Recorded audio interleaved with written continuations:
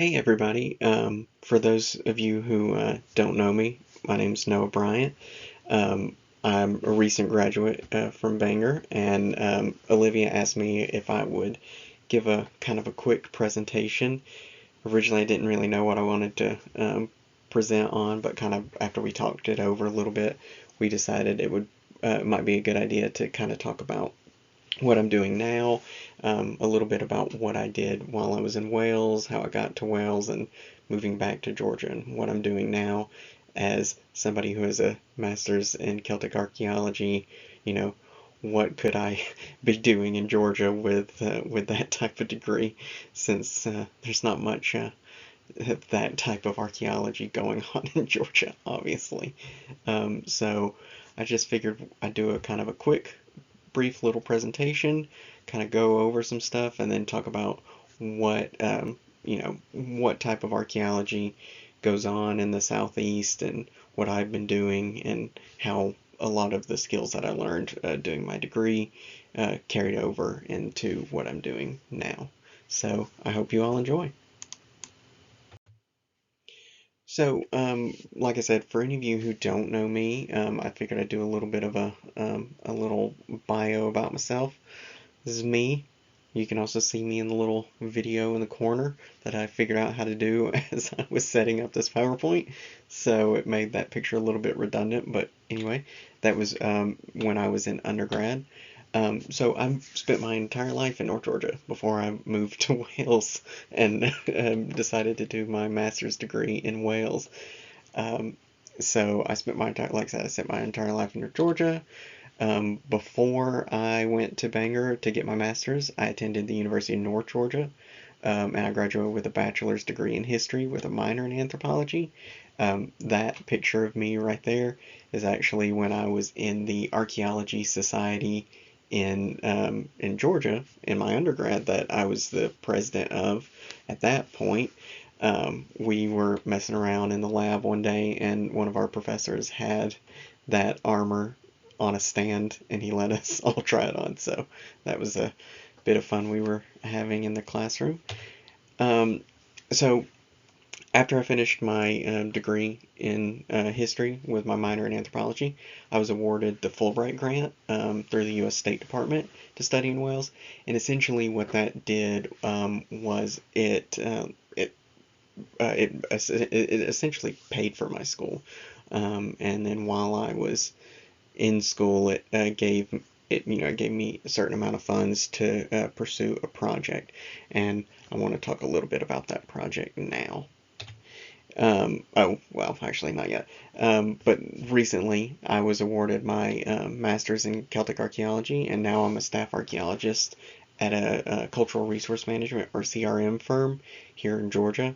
I mainly do Southeastern archaeology now, some historic, some prehistoric. It just kind of depends on the day and depends on the project that we're doing. So yeah, like I said, my Fulbright grant. So what exactly was I doing with my Fulbright grant? I wanted to look at creating 3D models of artifacts within Bangor's collection. That was my original goal when I set out to do it. When I applied for the grant and for the scholarship, I wanted to. That's what I was looking at, and that's what I told them I wanted to attempt to do. And then eventually, once I got into Wales and got to Bangor, that kind of turned into a partnership with the Live Project and with Kate, that she had mentioned that they wanted to do some kind of public outreach and public education, which is something that I've always been really passionate about, is kind of public education and about archaeology and history. And so it kind of what it turned into is doing public um, projects where we were creating 3D models using photogrammetry to model the objects that came from the university's Mecleonith excavations from 2010 to 2017. Um, and then, so you can see here, um, here's one of the models, or at least a photo of one of the models, and it looks, pretty pretty realistic. And then this is the original artifact that it came from. It was a piece of Minithru um, or a hammerstone, a piece of miniature hammerstone uh, from Mecleoneth. And so it's a really interesting activity and a way to kind of work with the artifacts and work with the public and educate the public about what the artifacts were used for, how they were created, what they're made from, and then you leave with something that's sort of tangible in the sense that you have this 3D representation of it that can be shared and is easily accessible by the public versus the, objects that might be in a teaching collection somewhere or, basically put away and only brought out for special occasions. But with 3D models, you can put them online and people can see them and access them basically anytime that they want. So that kind of brings me to my dissertation. So that was my Fulbright project. What did my dissertation focus on? Originally, when I first got to Wales, I was like, oh, I'll do a double shot. I'll do 3D modeling as part of my dissertation. Quickly, I realized that as much as I really like 3D modeling, and I'm still interested in it, and actually my work and I are potentially going to work out some stuff because we're doing some phase 2 and phase 3 excavations coming up. And we want to produce some 3D models through photogrammetry because there's a couple people in the company that are also interested in it, and we think it would be a good way to kind of share the materials that we recover and share it with the public. My dissertation did not focus on photogrammetry, but it did focus on objects from Mecleoneth, but very specific objects. So the title is not very interesting. It's as, vanilla and boring of a of a title that I could come up with because I'm terrible at coming up with clever titles. Although I am very proud of the title of this talk, a Celtic archaeologist in Georgia. I came up with that one on the fly before recording this. So mine is an analysis of objects of personal adornment from Fifield forts in Northwest Wales. So not interesting at all, but it tells you what it's about. Um, Essentially, I focus on the structured deposition of objects. So objects, where they're placed, why they're placed there.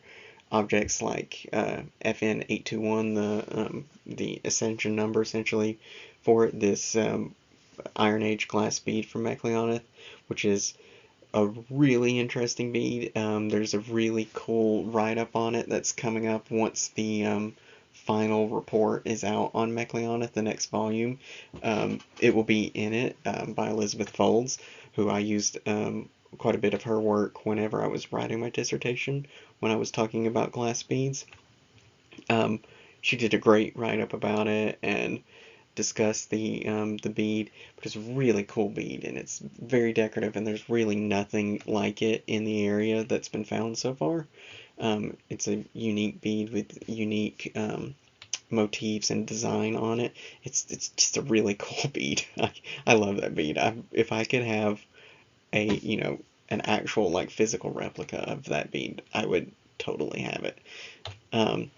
But so my dissertation was really looking at why some objects seemingly, like why are they seemingly placed with a special purpose. This bead in particular, but there's a jet bracelet fragment that is found there and is found in a post hole across from this post hole and that this bead was found in. So you have two separate post holes connected to the same building essentially. And one is found in one post hole and one is found in another post hole. So they're contemporary with each other, and essentially the idea going behind is it's some sort of foundation deposit that's showing the construction of this building and the transition of the site and looking at that. So it was a really interesting dissertation. I really enjoyed it.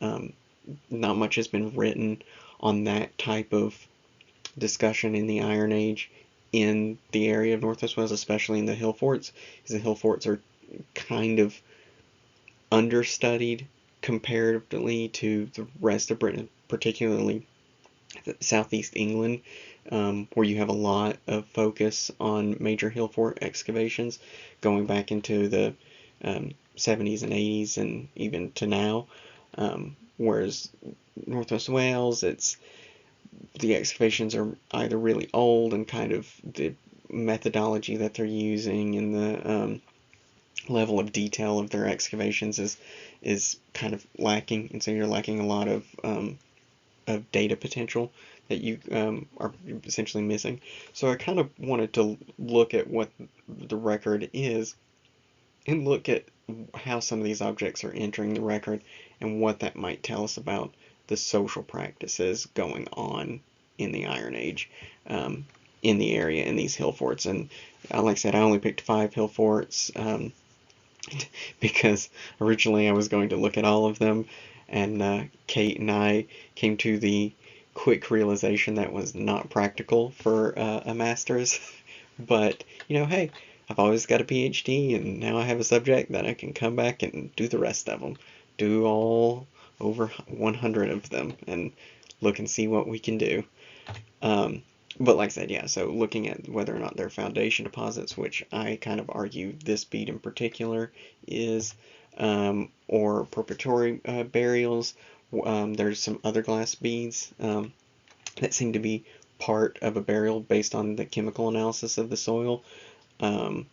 Whether it's human or animal, obviously we don't know because the acidity in the soil has destroyed the organic material.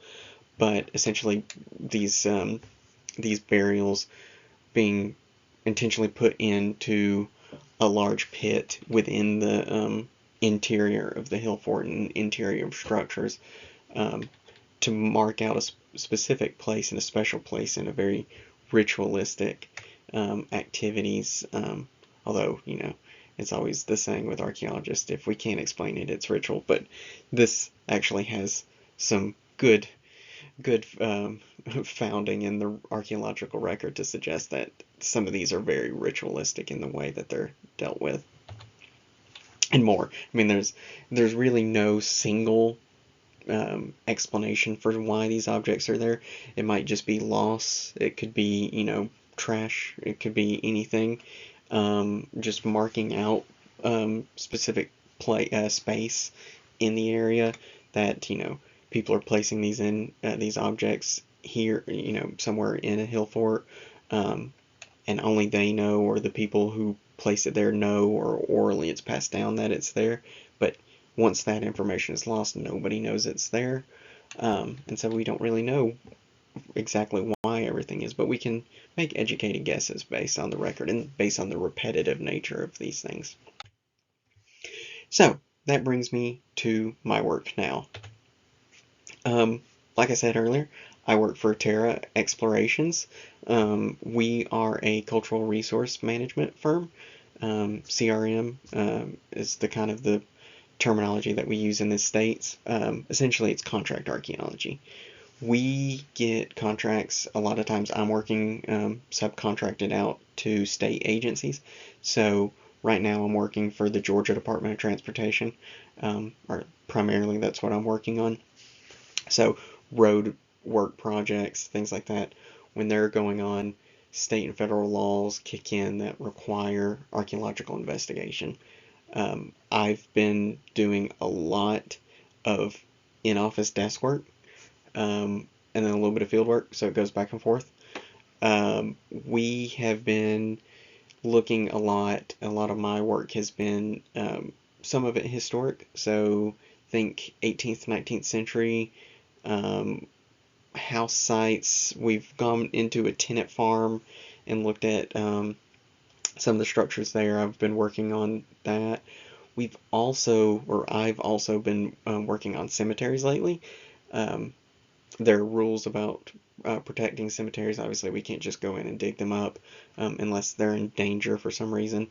But I've been doing a lot of research about cemeteries and how to better protect them.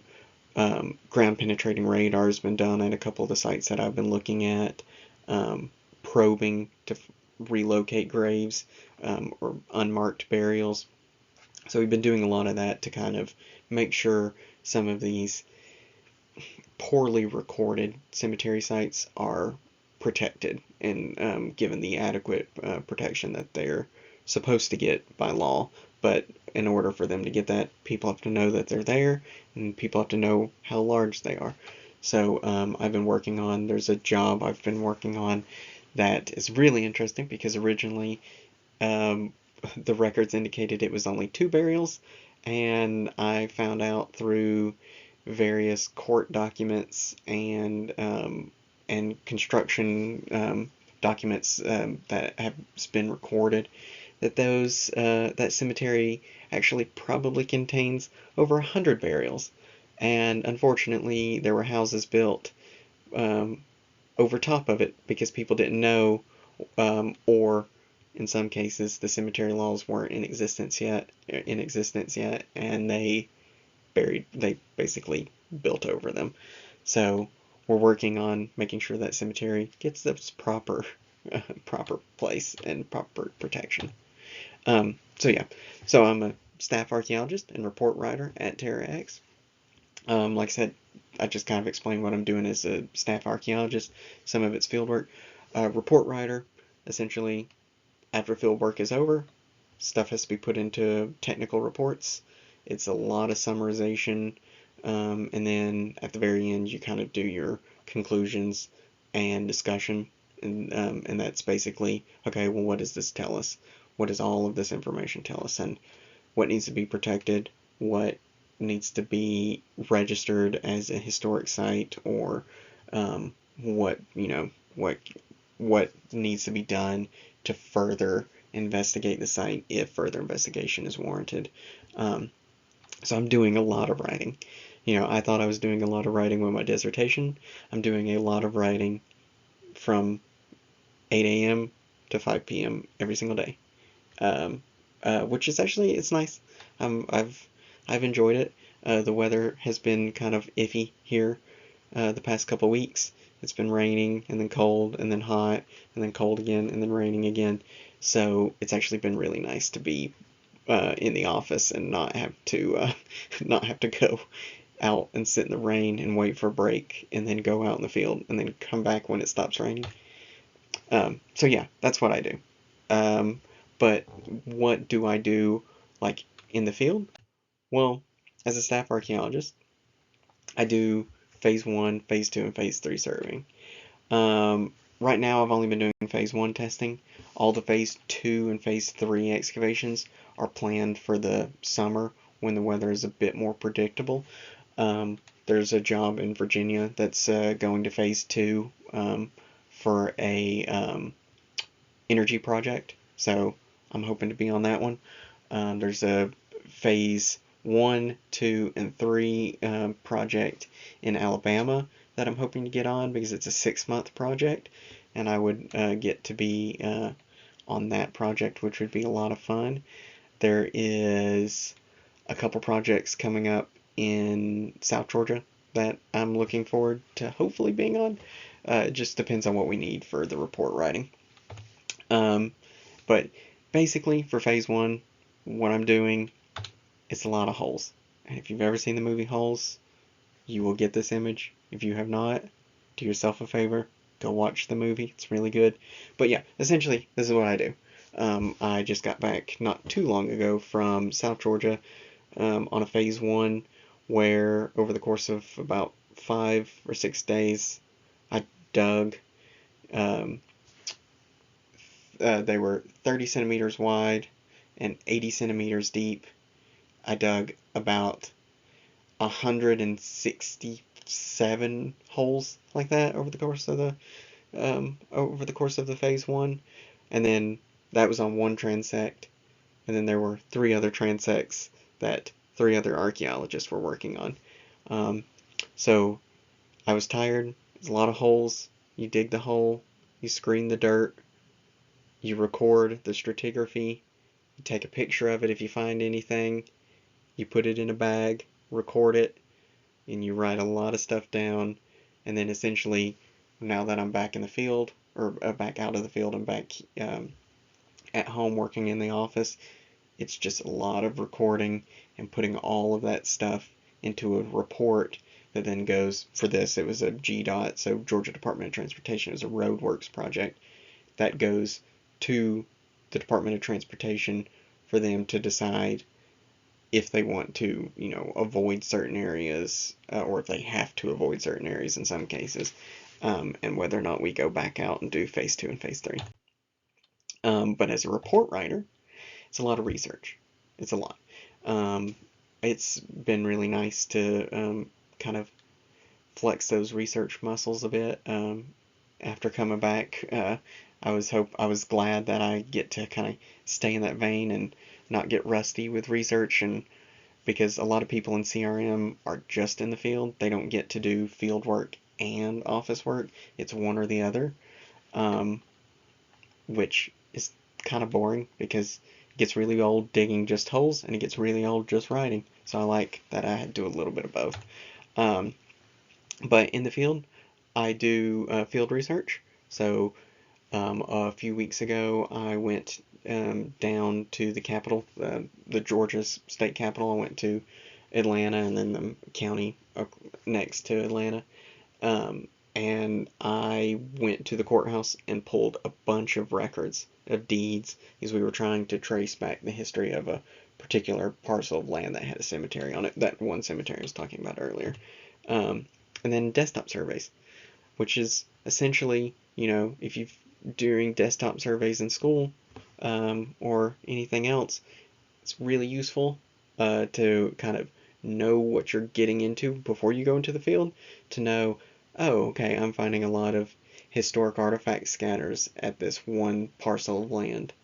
Well, I know based on my desktop survey that was, handed to me ahead of time, um, that there used to be historic houses here from the 18th and 19th century.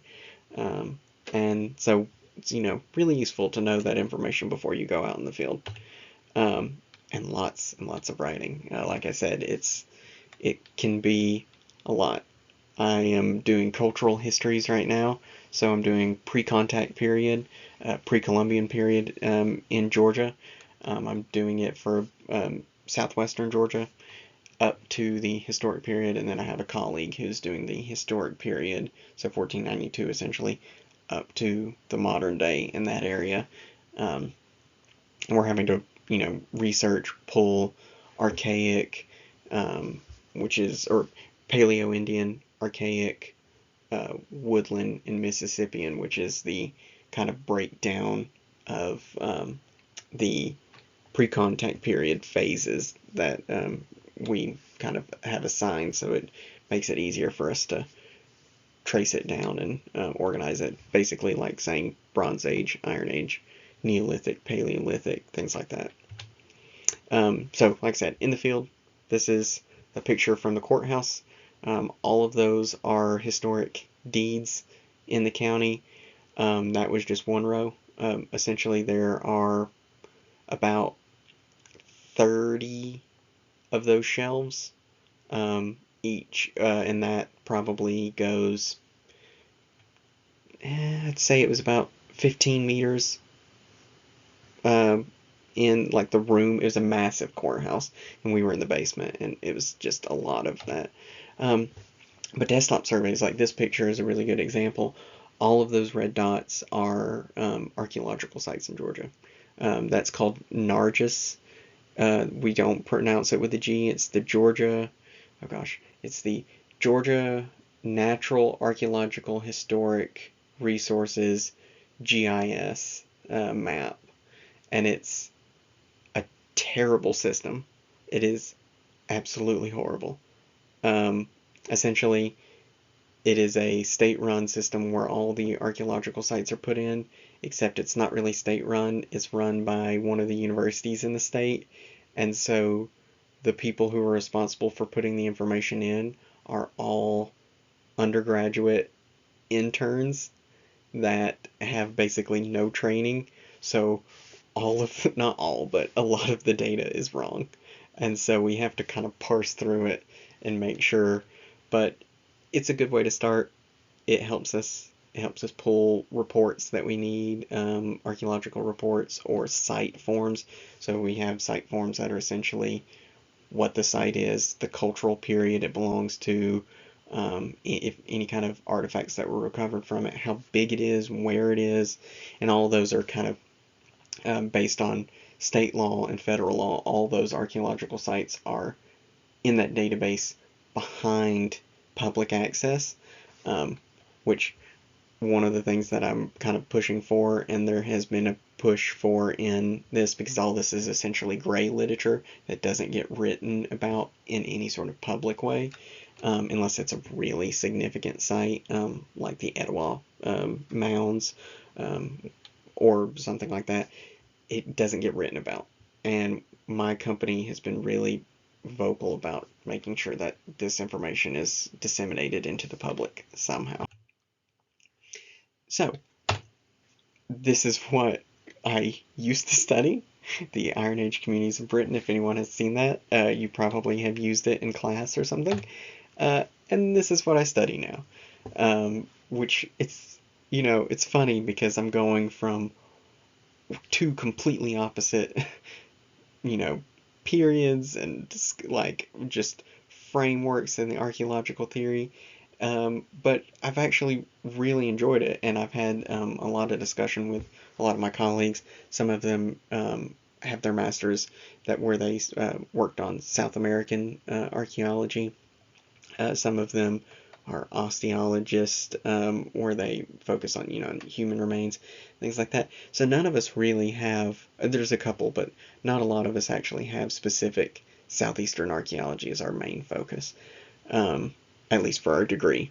Work is another thing, but it's actually been a really interesting way to carry over. So with that, skills really do carry over. Yeah, I mean, think about all the time that you spend in the library doing research for either your dissertation or like a research project. That's essentially what I do on a daily basis, where I have a goal in mind of, okay, I need to know about the, like something I've been working on today, the Archaic period in a specific part of the state. So I'm going through reports and published books and articles about the Archaic period, and I'm looking, do they do excavations in this part of the state? What sort of projectile points are they finding? What sort of cultural material are they finding? And are there sites that are nearby where I'm studying that are finding those same types of cultural material? And essentially, I do that all the time.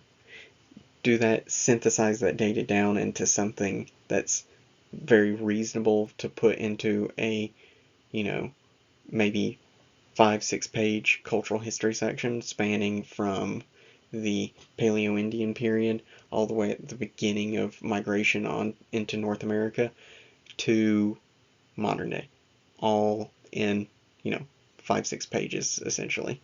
And those skills will assist you. Research skills are the most important thing for real world archaeology. If you're not consistently writing articles for journals or working in a university, and you're doing kind of, or at least in the United States, the bulk of archaeological work is not done through universities anymore. It's done through CRM, cultural resource management, contract archaeology. And though, I'm not actively engaged in the Iron Age archaeological work, the skills that I picked up doing that research, they really do carry over. I've had a lot of discussions with my colleagues about, how is the best way that we go about doing our research and what we can actually do to bring over the skills that we learn, and bring it over to now. So, I think this is going to be the end of it because I know I'm a little bit over time of what I originally intended. I originally this meant to be this like 10-minute, but I think I had some good discussions and carried over. Hopefully I didn't ramble too much. I was really excited and glad to be invited, and I hope you all enjoyed it, and I'm actually really looking forward to coming back to Bangor for graduation in July. So hopefully I'll see some of you around, and I hope you enjoy the rest of the sessions for the day.